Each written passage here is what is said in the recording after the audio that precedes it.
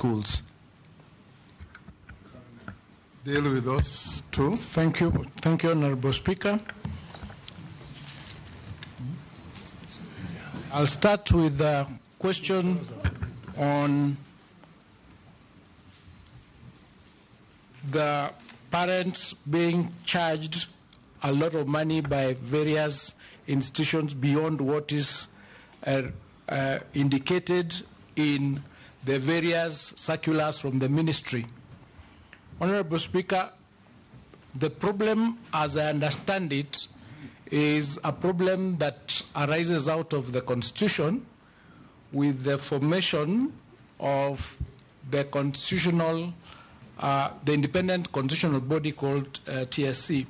In the Constitution, TSC is in charge of all the teachers, and it handles including the discipline of the teachers.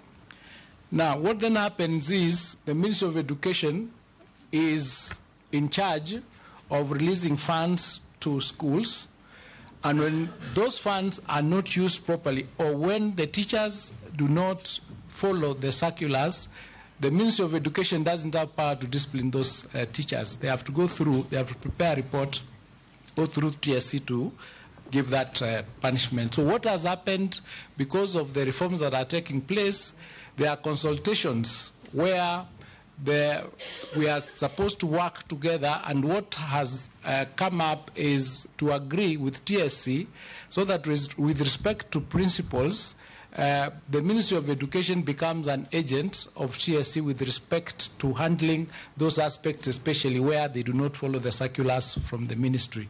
So there are regulations that are being discussed as we speak, and once it is agreed, that then would be a problem of the past, because once an audit is done and it is found that a teacher has not done what he was supposed to do, then it is possible for the ministry to take action against that teacher directly without going through TSC.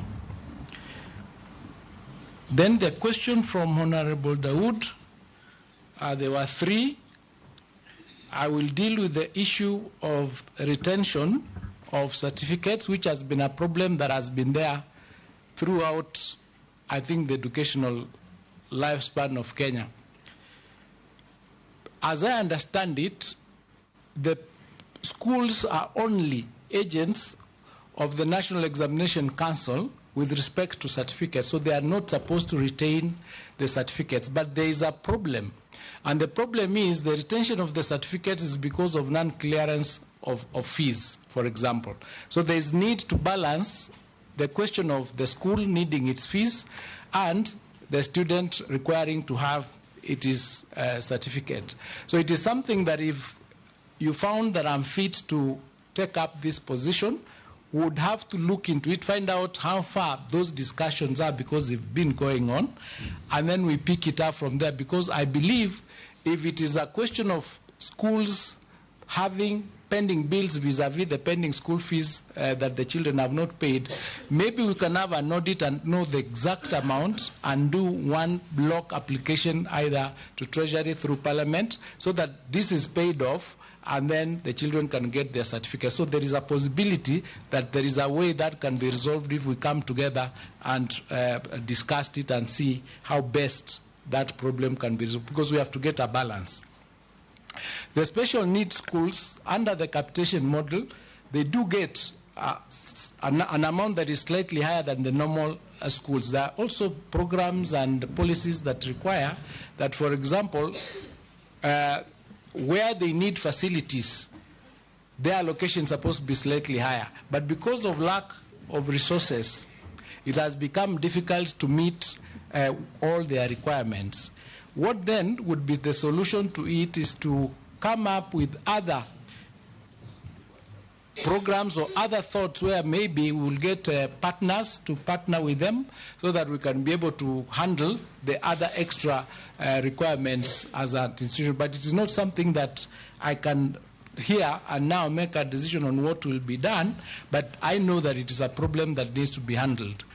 Some of the children that have disabilities and other challenges are also in the normal schools, and they're integrated in those schools. But the programs or the provisions that require those schools to have the special, needs like ramps in those schools, some of them have not been done. But again, that's because of the lack of resources. So really, if we are able to get resources, then we'd be able to handle that. On the question that he asked, Honorable Daud asked,